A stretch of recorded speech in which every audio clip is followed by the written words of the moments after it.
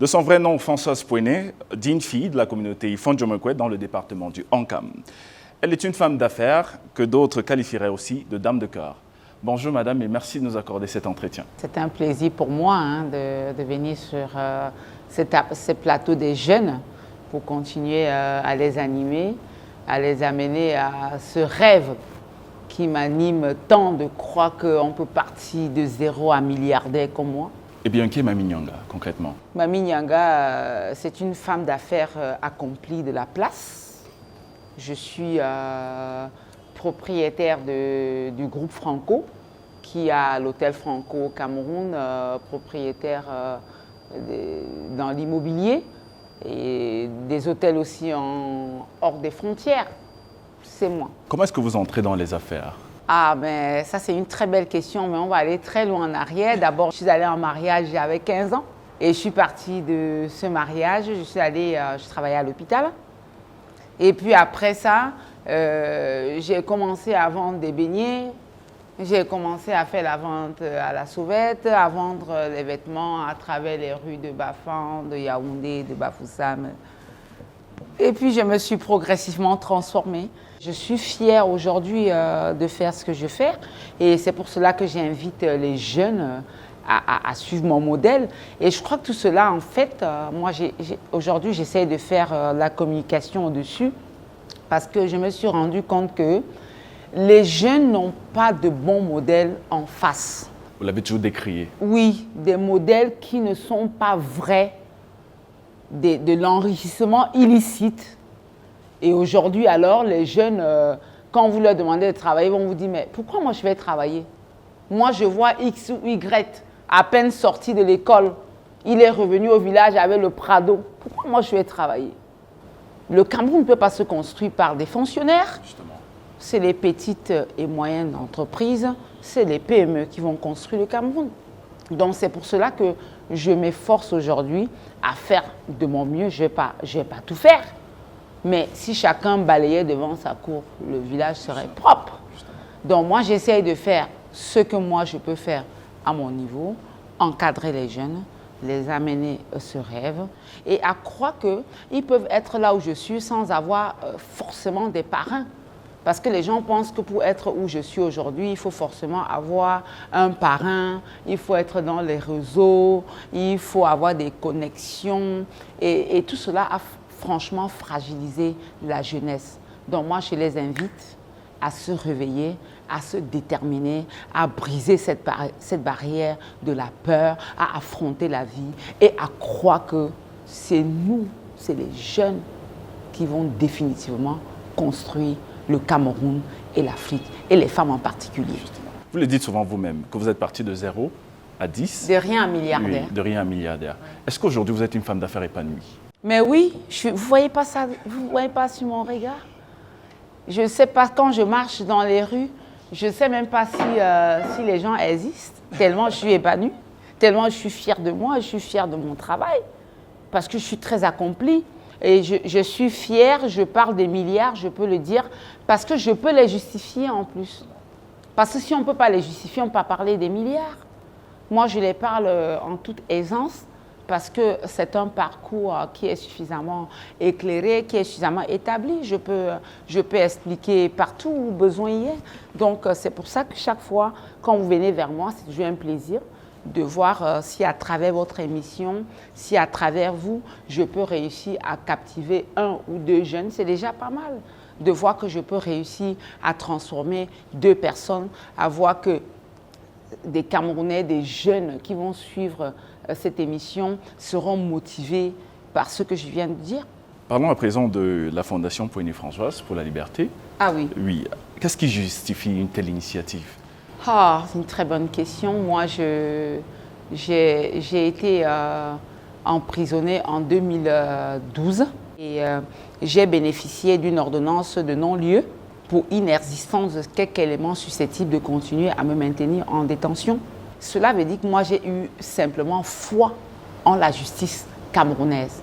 J'ai touché la difficulté des Camerounais en milieu carcéral. J'y ai séjourné pendant 13 mois en détention provisoire. à la prison centrale de Newbel à Douala, où je me suis rendu compte que les Camerounais, et les jeunes et les femmes, ils perdent certes la liberté, mais ils perdent aussi la dignité et ils perdent aussi l'humanité. Et c'est pour cette raison qu'au sorti de cette épreuve qui a été quand même assez difficile pour moi, j'ai mis sur pied cette ONG qui octroie de l'assistance judiciaire. On les apporte les codes de procédure pénale. Je les ai distribués dans plusieurs prisons, à Yaoundé, à Douala, dans toutes les cellules, pour que les gens vraiment prennent conscience de leur situation. Et bien entendu, je n'oublie pas les problèmes pécuniaires. Donc, je les apporte les denrées alimentaires. Mais surtout, ce que je fais, c'est de payer les contraintes par corps, les amendes et les dépenses pour les jeunes et les femmes qui ont épuisé leur peine et qui ne peuvent pas être libérés parce qu'ils ne sont pas à même de payer ces amendes-là. Je l'ai fait pour la prison centrale de Yaoundé, de Nkodengui. Je l'ai fait à Douala.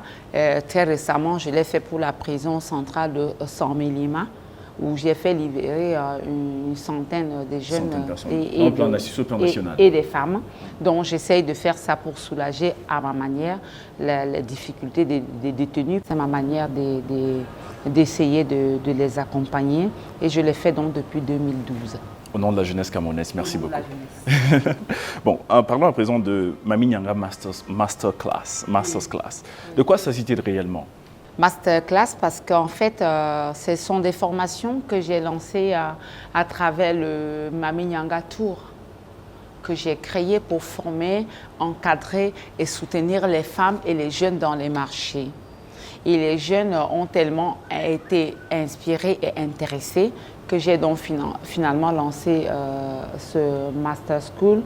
Parce que déjà depuis 2017, j'ai fait les formations dans tous les grands marchés de Yaoundé, Mokolo, Mfundi et très récemment en prélude le 8 mars.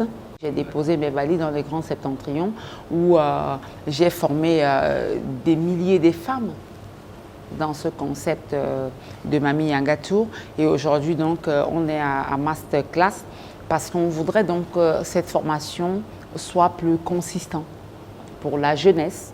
C'est ce que moi j'offre. Je ne sais pas ce que les autres offrent, mais moi j'offre ça, cette formation à la jeunesse. Donc depuis une semaine, on a lancé le Masterclass et ça consiste à former les jeunes. C'est la même chose, le coaching day, Mami Nyanga Coaching Day, c'est pas oui, mal. Oui, mais c'est un peu plus consistant parce que là-dedans, on a quand même la formation en leadership, en intelligence financière, en vente, en management. On n'a plus aujourd'hui seulement le coaching. Donc j'ai fait venir des partenaires qui sont venus de France, de l'Angleterre, pour essayer de m'accompagner dans cette formation. Et ce sont des partenaires qui ont déjà fait ce type de formation dans à peu près 6 pays francophones. Et ils ont déjà formé à peu près 1000 jeunes dans à peu près 6 pays francophones. Donc c'est pour cela que j'étais très animée à les faire venir au Cameroun pour m'accompagner dans le cadre de cette formation qui se tient d'ailleurs à l'hôtel Franco. Mis à part ces projets, comment est-ce que vous encadrez la jeunesse?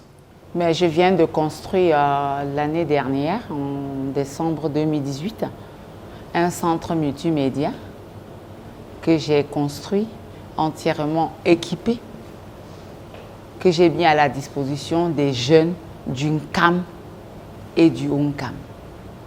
Dernière génération. Quand le chef de l'État, son excellent Paul Biya, dit en 2015, allez plus vite à l'économie numérique, qui est un véritable niche d'emploi nouveau pour la jeunesse. Tac, je dis je vais dans le Onkam, pour le compte du Nkam et du Onkam, et je construis ce centre multimédia qui m'a coûté plus de 100 millions de francs CFA. Et je l'ai mis à la disposition de la jeunesse et des agriculteurs, parce que dedans, j'ai surtout créé le e-commerce pour faciliter nos parents qui n'arrivent pas à vendre leurs produits agricoles et les éleveurs. Ça, c'est déjà dans le ONCAM, le e-commerce. Voilà autant de choses que je fais. Le ONCAM qui vous a grandi. Mais bien sûr, Qui vous a donné beaucoup de choses. Mais bien sûr, mais bien sûr. Parlons à présent de votre compagnon. Quel a été son rôle? Le succès a toujours des parents. Mais l'échec, lui, il est toujours orphelin.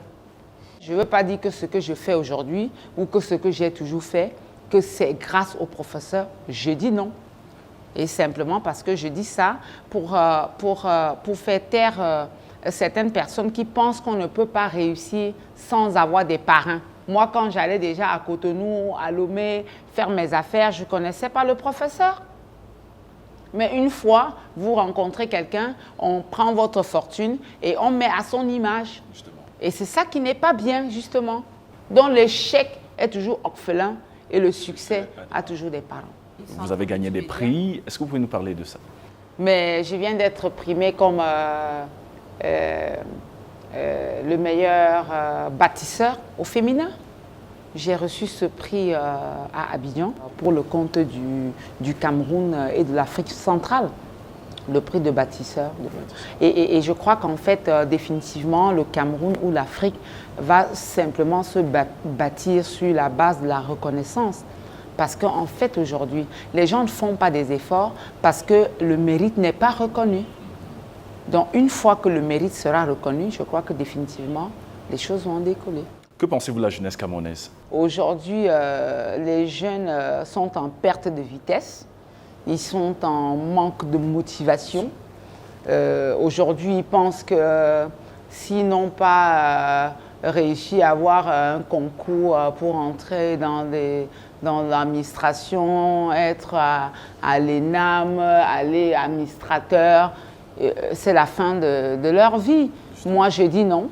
Moi, je n'ai pas été dans toutes ces grandes écoles. Ils ne rêvent plus. Le rêve a foutu complètement le camp.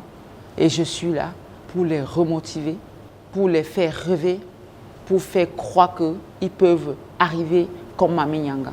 Peut-on dire que vous êtes un modèle de réussite pour la jeunesse? Je ne vais pas me dire, parce que vous savez, quand vous êtes devant, vous pouvez voir le dos. Maintenant, est-ce que les jeunes voient que je suis leur modèle? Ça, je ne peux pas savoir. Mais je fais ce que je peux faire. Maintenant, est-ce que j'en fais trop? Est-ce que je fais bien? Est-ce que je ne fais pas bien? Mais je ne peux pas me juger. J'attends de me juger par la jeunesse. Un dernier mot, madame.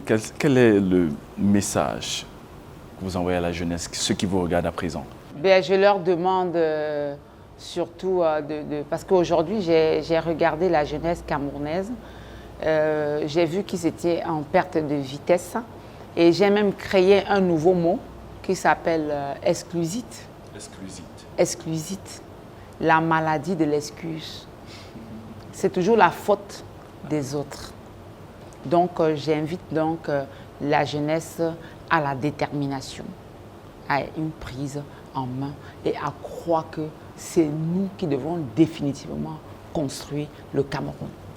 Et Dieu merci, j'avais rêvé de ce moment, être devant cette femme qui a contribué à sa manière à bâtir le Cameroun, une femme belle, une femme intelligente, une femme qui nous a inspirés, qui a inspiré Télégie. Madame, merci beaucoup. C'est moi qui vous remercie. Nous prenons comme pour exemple beaucoup de jeunes au Cameroun. C'est moi qui vous remercie.